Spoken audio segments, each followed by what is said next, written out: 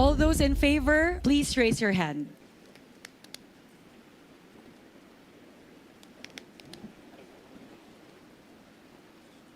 All those against, please raise your hand.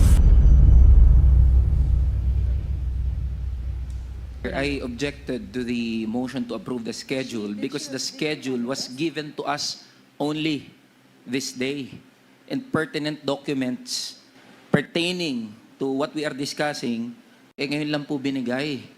So, if we will approve at didiretso na po tayo mamaya sa plenary discussion, hindi po nakapagbigay ng sapat na oras para sa amin na maaral yung mga nilalaman nitong budget. And it will put in jeopardy yung quality of interpellation and debate later on.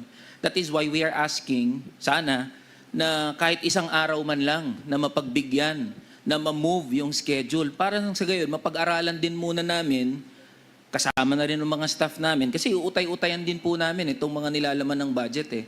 And I believe in the spirit of transparency and accountability and in line with the pronouncement of the President na gusto niya na maging transparent itong budget natin at talagang mautay-utay, maipakita natin sa mga mamamayang Pilipino na talagang seryoso tayo, na isa-isahin yung mga nakasulat dyan na budget, yun po ang inihiling namin. But then again, the majority has already decided upon the motion, we will reserve the right to interpellate sa plenary. Kasi we are answerable to the Filipino people, to the constituents, sa mga manggagawa at ordinaryong Pilipino, patungkol sa nilalaman ng budget. That's all, Madam Chair. Thank you po.